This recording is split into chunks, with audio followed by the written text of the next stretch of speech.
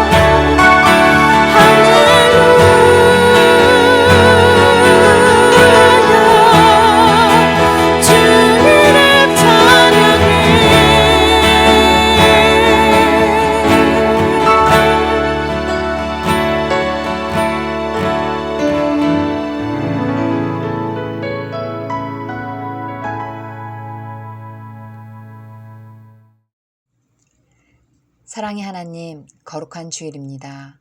팬데믹으로 인해 얼굴을 맞대고 예배 드릴 수는 없지만 온라인으로나마 하나님께 찬양 드리고 예배 드릴 수 있는 귀한 시간을 허락하신 하나님께 찬양과 감사와 영광을 올려드립니다. 최근 예기치 못한 상황으로 인해 깨닫게 된 주님의 사랑, 상황에 상관없이 삶 속에서 느껴지는 감사와 기쁨, 그리고 항상 주님과 동행하며 사는 기도하는 삶의 중요성을 알게 해 주셨습니다.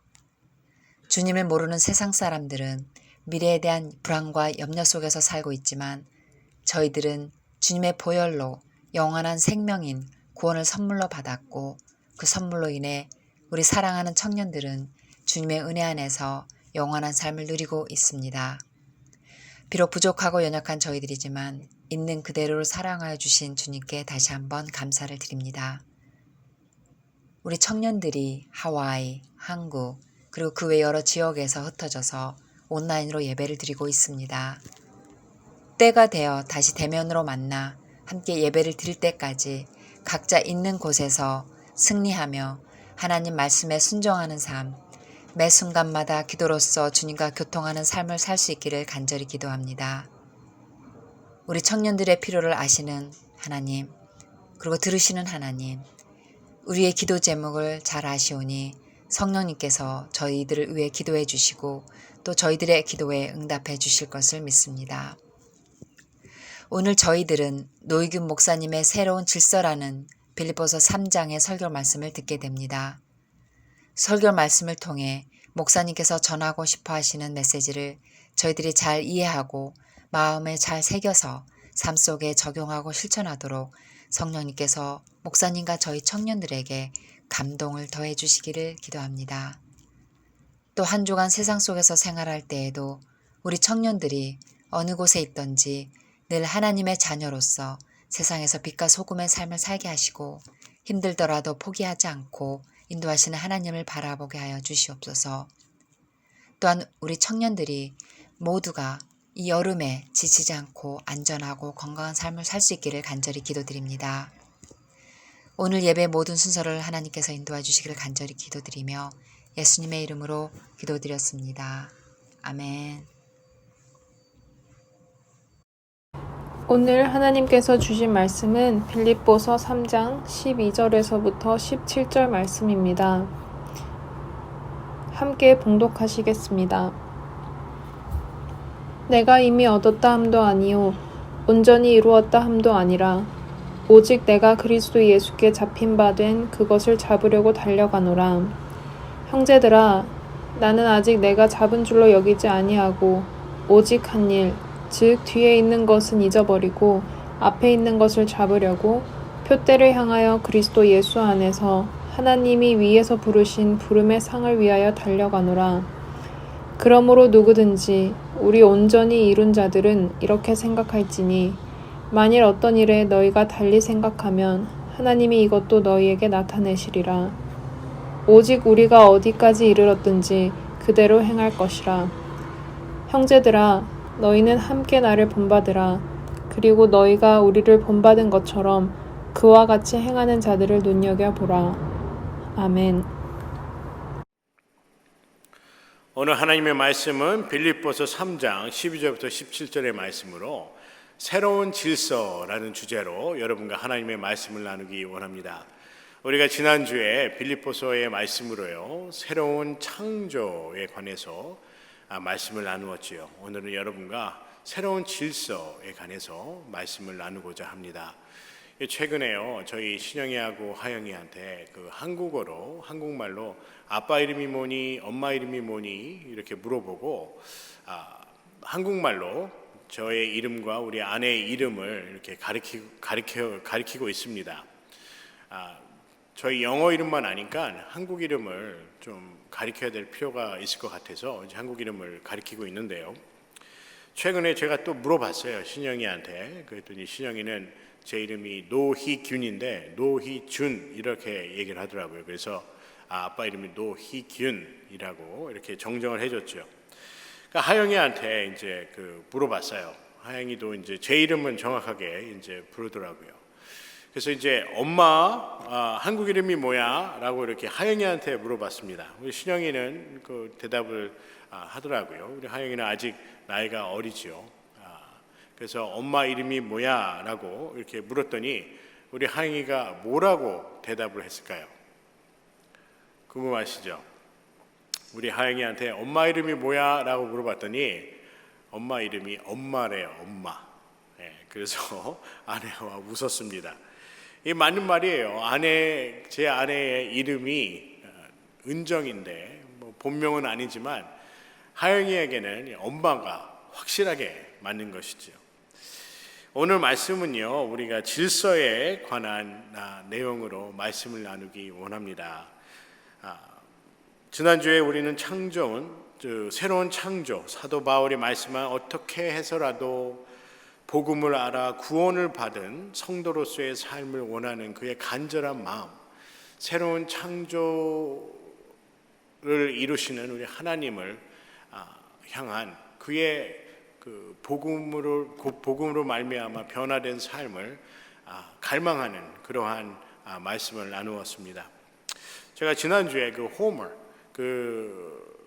오디세이죠. 오디세이의 그 책의 저자의 연대기를 제가 깜빡하고 BC를 말씀을 안 드린 것 같아요. 그냥 8세기가 아니라 BC 8세기였는데 제가 그 부분을 좀 정정하도록 하겠습니다. 제가 설교를 리뷰하면서 제가 BC를 이렇게 언급하는 것을 깜빡해서 지금 말씀을 드리도록 합니다. 우리가 집에서부터요, 어쩌면 그 태어나서부터 우리가 배우고 지켜야 하는 것이 있지요. 그것이 바로 규칙과 바로 질서입니다. 우리가 풋볼이나 베이스볼을 이렇게 보더라도 규칙이라는 것이 있어요. 그리고 그 규칙을 어기는 것을 뭐라고 그러죠? 반칙이라고 합니다. 영어로 반칙을 그 foul play 혹은 breach of regulation이라는 단어를 사용을 합니다. 우리가 한문으로요, 이 반칙이라는 단어를 살펴보면 이 반칙의 반이라는 그 뜻은 뒤집다 혹은 거스리다라는 뜻으로 사용이 되어 있고요. 칙은 우리가 아시다시피 법칙할 때 그런 칙 혹은 본받을 칙으로 사용이 되어지고 있습니다. 그래서 이 반칙이라는 그 의미는요, 원칙과 법칙 등을 거스리거나 뒤집는 행위, 이것이 바로 반칙이라는 것이죠. 제가 하와이에 와서요, 저희가 그 생수를 이렇게 떠다 먹어요. 저희가 생수를 마켓이나 이런 데 가서 사서 먹는 것이 아니라 이 하와이 제가 찾은 곳은 이제 vending 머신이 있는데 거기에 돈을 집어넣고 버튼을 누르면 정수된 물이 이렇게 나오게 되어 있습니다. 한 5갤론에 한 2불 정도 되는데 하와이는 수돗물도 이렇게 좋다고 해요. 그런데 저는 전부터 이 정수물을 마셔와서 지금도 이 purified 그 vending 머신에서 water를 이렇게 정수물을 이렇게 받아서 사용을 합니다. 전주에 저희 아내와 우리 아이들과 이제 물을 뜨러 함께 갔지요. 가서 차를 파킹을 하고 바로 그 밴딩 머신 바로 옆이에요. 그 파킹을 하고 이제 트렁크에서 이제 물통을 저희가 이제 찾아서 이제 물을 뜨려고 이제 준비를 하고 있었습니다. 트렁크도 열려 있고 그리고 물통도 이렇게 보이죠. 빈 물통도. 그런데 어떤 차가 그 휙 하고 이렇게 들어오더니 파킹장에 파킹을 하는 거예요. 그 밴딩 머신에서 멀리 떨어지지 않는 장소지요. 그러니까 저는 이제 트렁크를 열어놓고 이제 물병을 빼고 있었고, 그리고 그 차가 이렇게 휙 하고 들어오더니 그 차도 거기 타고 있는 그 운전자가 급하게 막 나오더니 트렁크를 열고 물병을 막 이렇게 정리해서 물을 받는 겁니다. 그런데 제가 그 모습을 이렇게 보면서 그분도 물병이 꽤 많더라고요. 1갤론짜리 병도 많고 1갤론짜리가 많으면 이걸 자꾸 이렇게 집어넣었다 뺐다 하니까 시간이 더 걸릴 수밖에 없죠. 한 10분 정도가 걸린 것 같아요. 그런데 뭐 한마디 하려다가 뭐 이거 죽고 사는 문제도 아니고 그냥 참았습니다. 그분이 새치기를 한 것이지요. 제가 분명히 그 바로 밴딩머신 옆에서 트렁크를 열고 그 물병을 막 주섬주섬 이렇게 정리하면서 갖고 나가려고 하는 그 모습을 보았음에도 불구하고 저한테 그 먼저 양해도 구하지 않고 먼저 그냥 물을 떠간 거예요. 뜨는 겁니다. 그래서 한편으로는 아유 뭐 이런 거 갖고 뭐 언성을 높일 필요도 없고 그거 갖고 뭐 얼굴을 붉힐 이유가 있겠는가 해서 그냥 넘어갔어요. 그분은 어떻게 보면 새치기를 한 것이죠. 제가 자신보다 그분보다 먼저 왔다는 것을 알았을 텐데도 불구하고 그는 그 규칙과 그런 기본적인 그 규범을 좀 어기지 않았나라는 생각이 들어요. 이런 것이 반칙이 아닌가라는 생각을 합니다. 이 규칙을 어기고 이런 도덕적인 관념에 반하여 이렇게 행동을 하는 것, 전 이것이 반칙이라고 생각이 됩니다. 이처럼 규칙을 어기는 일은요, 국가와 조직과 사회와 가정, 그리고 개인에게도 큰 영향을 미칠 수가 있습니다. 그래서 국가에는요, 이 법률이라는 것이 제정이 되어 있고 조직에서도 회칙이나 교칙이라는 것이 있어서 회사나 학교에서도 이러한 규칙과 법을 지키게 되어 있습니다. 이 가정에서도 또한 규칙과 질서가 필요하지요. 그래서 어렸을 때부터 예절 교육을 시키고 또 예의를 지키는 법을 집에서부터 가정에서부터 가르치게 됩니다. 이 성경 또한 이 가정의 질서에 관해서 말씀을 하시지요. 가정의 질서를 위해서요, 아내는 남편에게 순종하고 남편은 아내를 사랑하고 자녀는 부모의 말씀에 청종하라고 이렇게 말씀을 합니다. 이러한 규칙과 법을 지키는 이유는 바로 질서를 유지하고 모든 사회와 가족의 구성원들 간의 이 평화를 위해서죠. 그리고 우리가 이런 질서와 규례를 지킴으로 인해서요, 서로에게 피해를 주지 않고 또한 공평하게 서로를 존중하는 그런 반칙 없는 사회와 가정을 위해서 이런 법과 규범과 그리고 이런 질서가 요구가 되어지는 것입니다.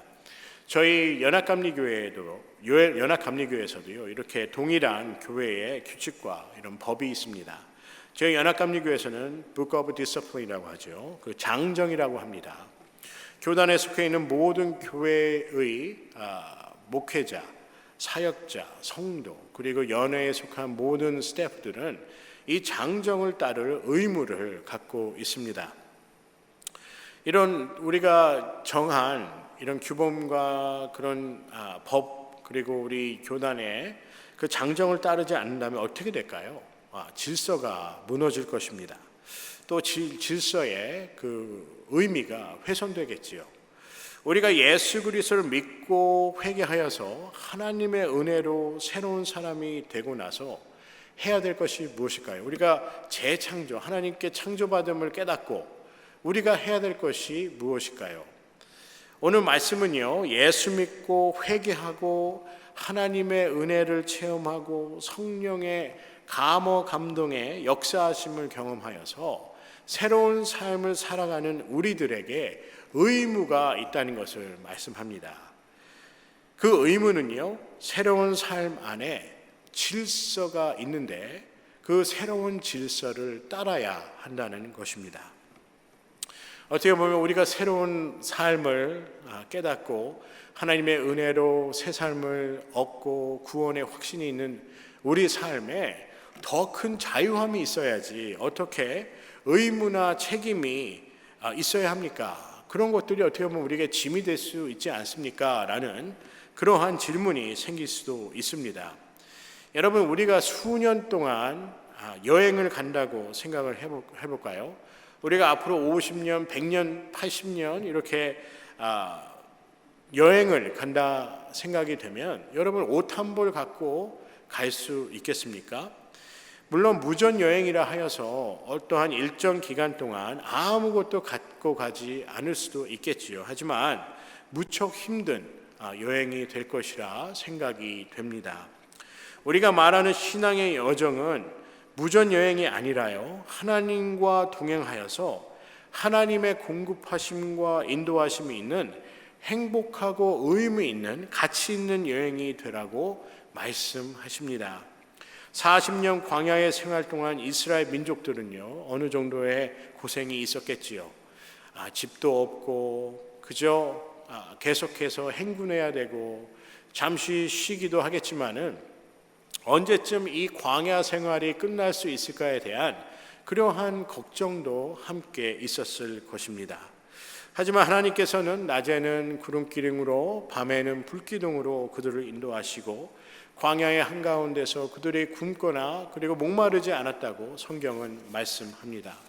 그런데 하나님은요, 그들에게 공급만, 이렇게 물과 마실 것을 공급만 하시고 불기둥과 구름기둥으로 인도만 하신 것이 아니라 하나님은 그들에게 절기 그리고 번제를 드리는 것을 잊지 말라고 명령을 하십니다.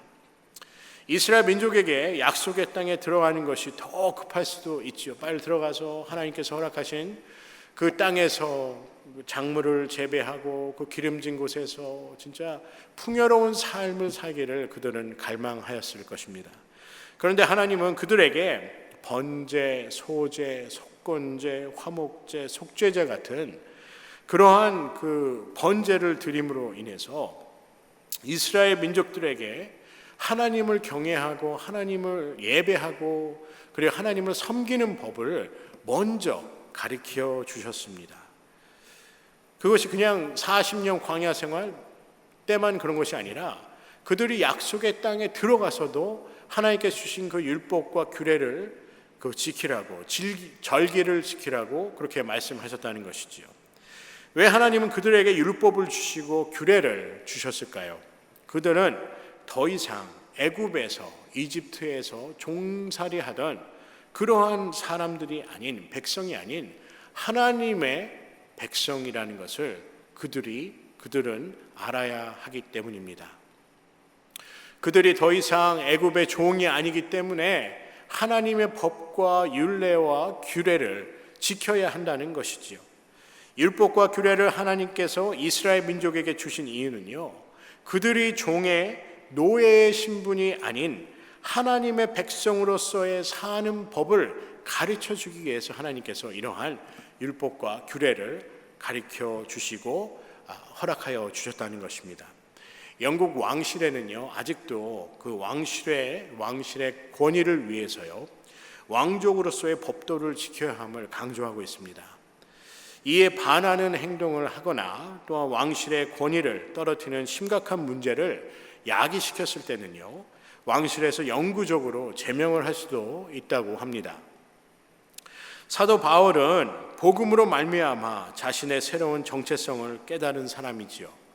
전에는 율법으로 바리새인이요, 히브리인이요, 또 자신이 누구인지 이렇게 고백을 하지요. 예수 그리스도의 복음에 붙잡힌 받은 사람이라고 자기 자신을 다시 소개하게 됩니다.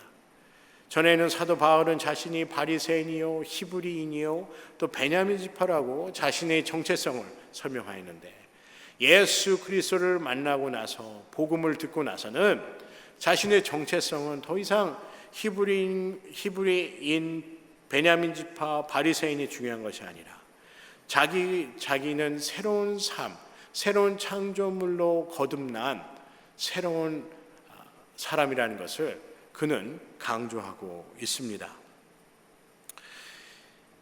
바리새인, 히브리인, 그리고 베냐민 지파라는 것이 보기에는 그럴싸하게 보이죠. 얼마나 참 이 정통주의, 그리고 어떻게 보면 아주 뼈대 있는 그러한 모습으로 자기 자신을 소개하였을지 모릅니다. 그런데 바리새인은요, 이러한 것보다 더 중요하게 자기 자신을 소개한 것은 자신이 하나님의 복음에 묶인 예수 그리스도를 따르는 사람이라는 것을 그는 고백하게 됩니다. 사도 바울은 왜 이렇게 정체성이 결여되었을까요? 예수 그리스도를 알지 못하였기 때문이지요. 정체성이 결여됐다는 것은요, 삶의 질서가 무너졌다는 것입니다. 미국 시민이 미국의 법을 따라야 되지요. 자신이 미국 시민인지 캐나다 시민인지 한국 시민인지를 모른다면 참으로 질서가 없는 삶이, 그리고 어떠한 질서를 따라야 될지 모르는 그러한 무지 속에서 살아가야 될 것입니다. 우리 코리안 아메리칸 2세들이 겪는 자신의 정체성에 관한 문제로 이렇게 방황을 하는 학생들이 꽤 있어요. 나는 한국 사람인지 미국 사람인지 이렇게 잘 분별이 가지 않는다는 것이죠. 이 정체성에 문제가 있다는 것은요, 자기가 가야 될 그 삶의 질서 그리고 길에 대한 확신이 없다는 것입니다. 불안정한 것이지요. 그러면 삶의 질서가 어떻게 되겠죠? 무너지게 됩니다. 그래서 삶의 정체성과 삶 속에 질서가 반드시 필요하게 되는 것입니다. 여러분, 이러한 말을 들으신 적 있으세요? Same old, same old. 이런 단어가 있지요. 옛날의 모습과 다름이 없음을 얘기하는 것입니다. 제가 7월부터 연회에 그 Camp and Retreat Ministry라는 그 커미티의 그 멤버가 이제 요청을 받고 멤버로 이제 섬기게 되었습니다. 이번 수요일에 제가 첫 미팅을 이제 갖게 되었는데, 이 팬데믹 상황과 앞으로 이 포스트 팬데믹이라고 그러죠. 팬데믹이 지나고 나서의 그 앞으로의 그 계획에 관해서 이렇게 얘기를 나누는데, 좀 긍정적인 얘기가 많았으면 좋겠어요. 근데 대부분 부정적인 얘기들이 많았습니다. 저도 그런 얘기를 들으니까 좀 우울해져요. 작년에 비해서 그 저희가 갖고 있는 저희 교회에서 그 연회에서 운영하고 있는, 저 교단에서 운영하고 있는 캠프에 20%밖에 지금 사용이 되지 않아서 재정적이나 직원들의 이제 급여 이런 문제가 있다는 그런 얘기를 듣게 됩니다. 그 연회에서도 많은 이렇게 수고를 하시는데 지금 상황이 이러다 보니 참으로 어려운 그러한 상황이라 이렇게 설명을 하는 것을 들었습니다. 그 보고서를 들으면은 보고서 형식이나 이런 걸 들으면요, 또 내용도 들어보면 옛날과 그리 뭐 그렇게 달라진 것을 느끼지를 못했어요. 물론 달라져서는 안 되는 것들도 있지요. 하지만 반드시 달라져야 하는 것들도 있습니다. 저는 일반적으로 이 보고서를 이렇게 보게 되죠. 보면 어떤 팬시하게 아주 글을 아주 잘 쓰거나 그런 보고서보다는 좀 더 진실성이 담겨 있고, 또 문제점을 파악하고, 또 문제점을 어떻게 해결할 것인가에 대한 그러한 그 보고서를 더 신뢰합니다. 이번 회의에 14명의 참석을 하였는데 한 분이 이렇게 말씀하신 거예요. 자신이 8년 동안 이 커미티에 들어와서 섬겼는데 달라진 것이 하나도 없다라는 그런 말씀을 하세요. 저는 처음 이 커미티에 들어갔지만 이 보고서만 보고도 제가 감은 잡았어요. 그런데 그분이 그렇게 말씀을 하시니까 우리가 좀 다시 생각을 하고 좀 창조적인 방법으로 우리가 노력을 해야겠다라는 생각을 하게 됩니다. 여러분, 우리가 예수 그리스도를 믿는다는 것은요, same old, same old, 옛날 것을 자꾸 반복하는 삶이 아닙니다. 예수 그리스도를 믿는다는 것은 새로운 삶을 산다는 것이지요. 구원의 확신을 갖고 산다는 것, 그리고 그 삶을, 그 믿음의 삶, 신앙의 여정을 산다는 것은요, 옛날의 나의 모습과 달라진 모습으로 사는 것이에요. 너무나도 간단한 정의지요. 예수 그리스도를 믿는 것은 옛날의 삶이 아니라 새로운 삶을 사는 것이다. 우리가 지식적으로 얼마나 잘 알고 있습니까? 그런데 그렇게 살기가 쉽지 않다는 것입니다. 왜 그럴까요? 옛 질서에서 탈피하여야 하기 때문입니다. 옛 것으로부터 내 자신이 탈피돼야 돼요. 옛날에 있었던 그러한 구질서가 옛날의 질서가 아니라 새로운 질서, 바로 삶의 새로운 질서를 찾고 따라야 하기 때문에 새로운 삶, 예수 그리스도를 믿는 삶이라는 것이 쉽지가 않다는 것입니다. 예수 그리스도를 믿으면 우리의 삶에 새로운 질서가 있고, 그리고 우리는 새로운 질서를 따라가야 된다는 것이지요. 사도 바울이 얘기하고자 하는 것은 바로 이러한 새로운 창조, 그리고 새로운 질서입니다. 오늘 빌립보서 3장 18절에 사도 바울의 삶, 옛 질서, 구질서, 옛날에 자기가 살아왔던 그 질서에, 삶의 질서에 관해서 고백을 합니다. 내가 여러 번 너에게 말하였거니와 이제도 눈물을 흘리며 말하노니 여러 사람이 그리스도의 십자가를 원수로 생각하느니라 라고 말씀합니다. 자신도 이제 눈물을 흘리며 지금 고백을 한다는 거예요. 그런데 자기가 살아왔던 그 삶을 다른 사람도 똑같이 지금 살고 있는 모습을 보면서 눈물을 흘리게 될 수밖에 없다는 것입니다. 그리스도의 십자가를 원수로 생각하는 사도 바울이 그런 삶을 살았지요. 사도 바울의 자신의 삶, 옛 질서를 따라가는 그 삶을 회상하면 눈물을 흘릴 수밖에 없는 그러한 삶이었다고 고백을 합니다. 한마디로 후회가 있는, 후회로운 삶을 살았다는 것입니다. 자신의 발등을 찍고 싶다는 말을 아시지요? 자신이 과거에 한 그 결정으로 인해서 암될 결정을 하였을 때 그러한 표현을 쓰지요. 내 발등을 찍고 싶다. 사도 바울은 옛 질서를 따랐을 때 자신의 삶을 보면 발등을 찍고 싶었다는 그러한 고백을 하고 있습니다. 그러면서 18절에 어떠한 삶이 후회의 삶인지에 대해서 고백을 하지요.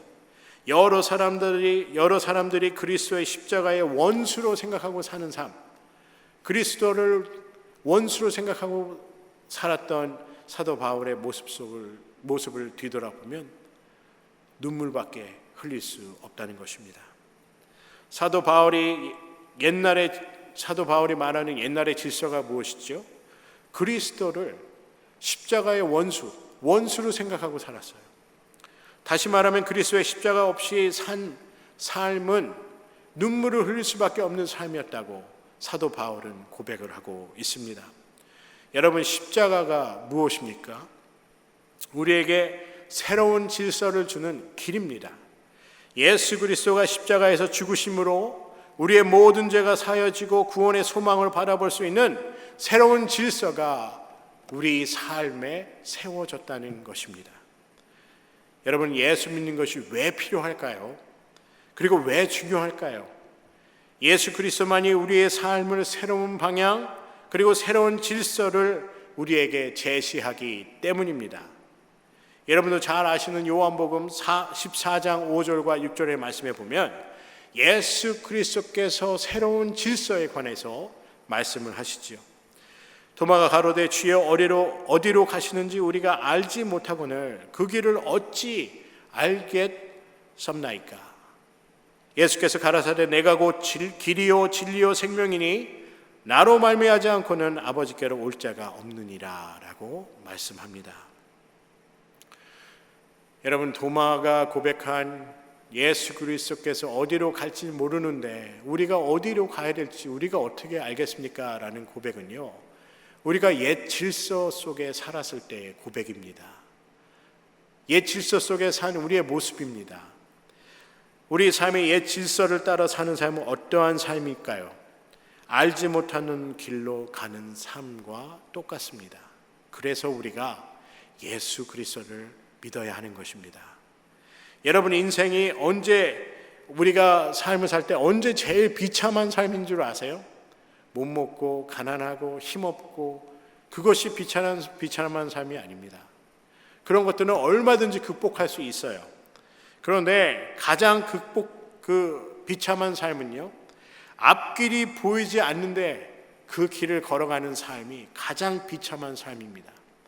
저는 우리 청년부 4부 예배에 나오시는 그리고 온라인 예배를 들으시는 우리 모든 성도님들, 우리 청년부 학생들, 여러분이 교회에 나오는 그 목적이요, 무엇일까요? 전 여러분이 교회에 나와서 예배드리고 지금 온라인 예배를 드리는 여러분의 모습 속에서 저는 이것을 말하고 싶어요. 예수 그리스도를 믿어야 우리 삶에 새로운 길이 있다는 거예요. 그리고 그 길은 하나님께서 함께하여 주시고 하나님께서 인도하여 주시고 하나님께서 보살펴 주시는 그 길이라는 것입니다. 여러분, 우리가 우리 마음대로 살아보지 않았습니까? 우리의 기쁨을 위해서, 나의 만족을 위해서 살아보지 않았습니까? 사도 바울은 그러한 삶을 살았습니다. 자신의 만족을 위해서 살았습니다. 그런데 뒤돌아보니 눈물밖에 나오지 않는 그러한 삶이었다고 고백을 하지요.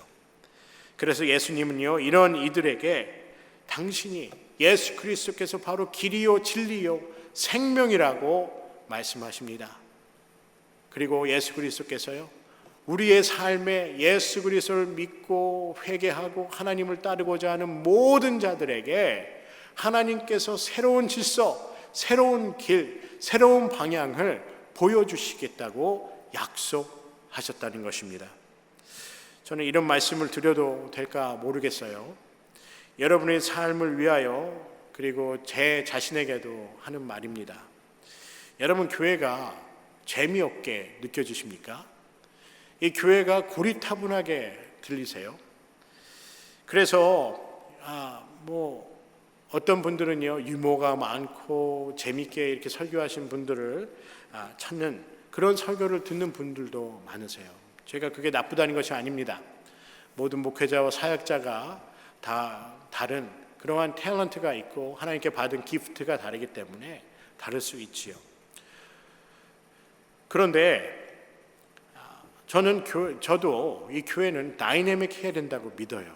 웃음이 있고 기쁨이 있고 예배를 드리면서 삶에 참 의미를 갖고 찾고 그런 다이내믹이 있어야 돼요. 섬김도 있고 선교도 하고 이런 다이내믹이 있어야 됩니다. 성경 공부도 하고 하여튼 끊임없이 성경 말씀 연구하고 나누고 하는 그런 다이내믹이 있어야죠. 그런데 믿음을 가지면, 신앙을 갖게 되면요, 교회가 재미없을 수가 없습니다. 저도 중고등부 그 전도사로 거의 10년을 섬겼어요. EM 사역자로 6년, 물론 EM과 그 교육부는 제가 동시간에 섬겼기 때문에 거의 제가 이렇게 들여다보면 한 16년 정도를 이렇게 중고등부, EM 청년부, EM 대학부, 또 차세 사역부, 캠퍼스 미니스트리, 여러 사역을 다 해보았습니다. 그리고 지금은 저희 교회에서 부목사로서 지금 담임 목사님을 도와서 한인 목회를 돕고 또 하나 청년부를 인도하고 있지요. 제가 전에 했던 그 사역의 그 모습을 보면요, 저도 재미있게 좀 이렇게 활성화시키기 위해서, 사역을 활성화시키기 위해서 참 많은 노력을 한 것 같아요.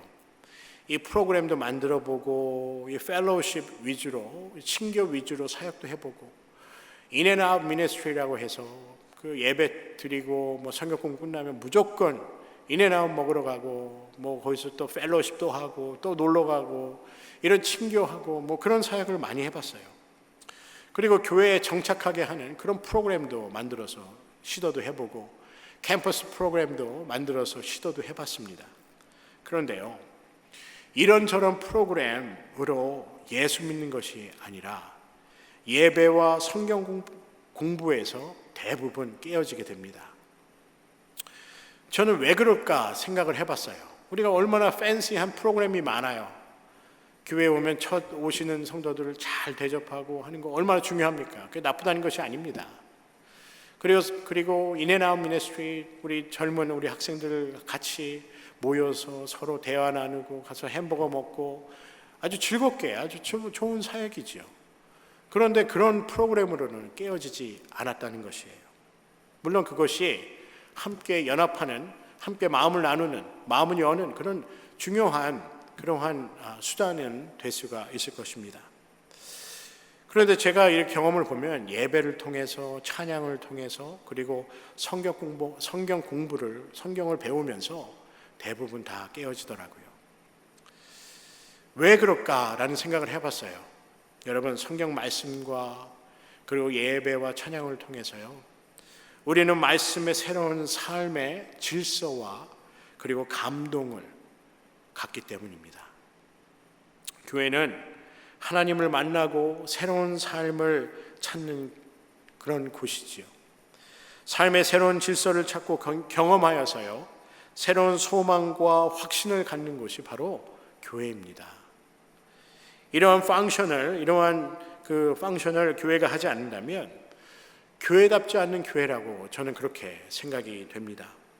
그래서 성경은요, 들을 귀 있는 자는 들으라라고 말씀합니다.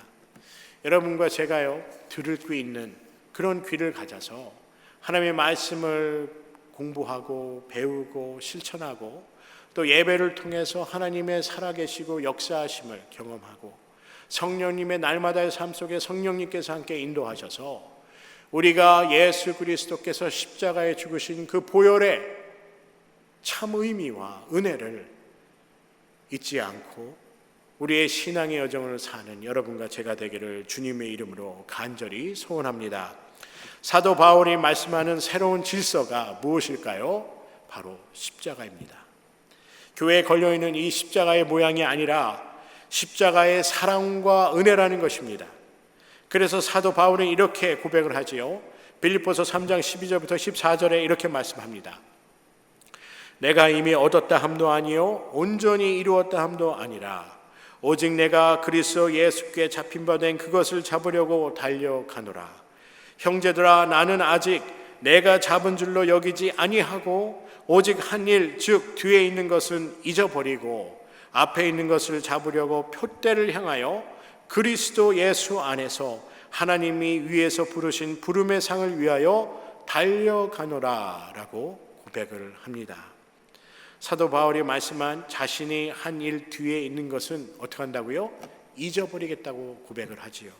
그리고 앞에 있는 것을 잡으려고 표대를 향하여 달려가겠다고 그러한 결심을 나누게 됩니다.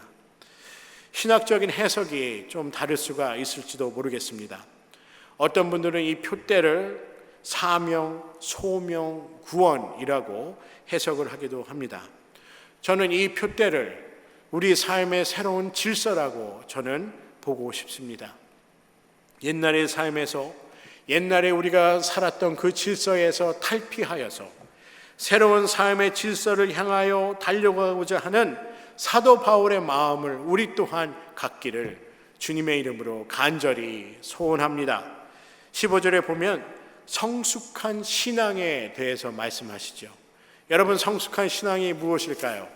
우리가 대부분 일반적으로 알고 있는 성경적 지식이 많고 중요합니다. 그리고 교회에 헌신하는 것 중요해요. 성숙한 크리스찬의 삶은요, 새로운 질서를 따라 사는 삶입니다. 15절의 말씀에 보면 그러든지 누구든지 우리 온전히 이룬 자들, 성숙한 자들이라 말씀하시죠. 이렇게 생각할지니 만일 어떤 일에 너희가 달리 생각하면 하나님이 이것도 너희에게 나타내시리라 라고 말씀합니다. 이것이 무슨 말씀일까요? 온전히 이룬 자들을 그릭 원어로 보면 성숙한 자들이라고 해석을 하고 있습니다. 신앙에 성숙함이 있는 자를 온전히 이룬 자들이라고 말씀한다는 것이지요. 성숙한 성도는 예수 그리스도의 십자가를 갈망하고 사는 사람입니다. 성숙한 성도는 예수 그리스도의 새로운 질서를 따라가기를 원하는 사람입니다. 그리고 그 질서를 찾는 사람이지요. 성숙한 성도는 예수 그리스도의 십자가를 갈망하고 새로운 질서를 향하여 끊임없이 하나님을 의지하면서 신앙의 여정을 가는 삶입니다.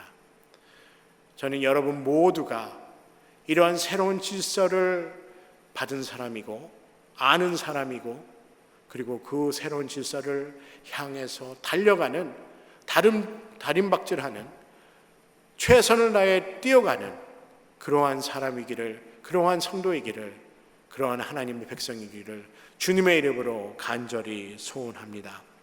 여러분, 하나님은 여러분과 저에게 새로운 십자가의 질서를 허락하여 주셨습니다. 율법과 규례를 순종하고요, 예수 그리스도의 십자가에서 보여주신 그 보혈과 사랑의 새로운 질서가, 이 복음으로 말미암아 새로운 질서가 여러분의 삶 가운데 함께 하시며 그 새로운 질서를 쫓아가기 위해 최선의 노력을 하며 달려가는 여러분과 제가 되기를 주님의 이름으로 간절히 소원합니다. 기도하시겠습니다. 사랑의 하나님, 감사합니다. 오늘 말씀을 통해서 우리가 옛사람의 옛 모습으로 옛 질서를 따라가는 그런 삶이 아닌가, 아버지, 우리 스스로를 다시 한번 뒤돌아보게 됩니다. 우리가 참으로 많은 얘기를 들었습니다. 옛사람으로 살지 말아라, 옛 모습으로 돌아가지 말아라, 참 많은 그러한 권고와 하나님의 말씀을 듣게 됩니다. 하나님, 이제야말로 우리가 진정으로 십자가의 참 의미를 깨닫고 하나님 옛사람에서 옛 질서에서 탈피하여서 하나님께서 허락하신 그 새 질서를 따라 아버지 순종하며 또 최선의 노력을 하며 그 새로운 질서를 향해서 우리가 다름질하는 뛰어가는 그러한 우리 모두가 될 수 있도록 주님 인도하여 주시옵소서. 우리가 하나님께서 주신 그 새로운 질서를 향해서 아버지 우리가 전속을 다하여 달려갈 수 있도록 주님 우리에게 하나님의 마음을 허락하여 주시고 하나님께서 인도하여 주시옵소서. 또한 성령님께서 우리의 연약함을 아버지 아시고 하나님의 뜻을 성령님을 통해서 우리에게 보여주시며 또한 성령님의 인도하심과 보살핌 가운데 우리가 진정으로 하나님의 사람으로 사는데 부족함이 없도록 주여 인도하여 주시옵소서.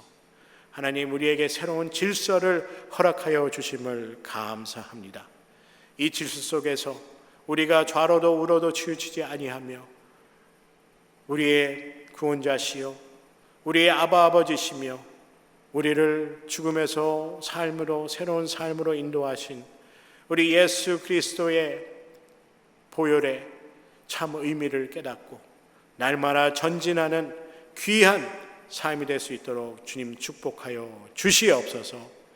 하나님, 함께 모여 예배드리는 우리 사부 성도님들 그리고 청년부 우리 모든 지체들에게 그리고 온라인으로 예배를 드리시는 함께 예배 드리시는 모든 분들에게 하나님께서 동일한 축복을 허락하여 주시고 이제는 우리가 옛사람이 아니라 새사람을 입은 아버지 새로운 질서 속에 사는 그러한 새로운 삶을 살아갈 수 있도록 주님 축복하시고 인도하여 주시옵소서. 하나님, 우리의 삶이요 형통한 삶을 살기 원합니다. 우리가 형통한 삶을 살기 위해서는 예수 그리스도의 십자가가 필요하며 또한 예수 그리스도의 십자가의 새로운 질서를 향해 살아가는 그 질서에 따라 새로운 하나님께서 주신 그 질서 따라 살아가는 우리 모두가 될 수 있도록 주님 은혜를 베풀어 주시고 믿음의 믿음을 더하여 주시옵소서.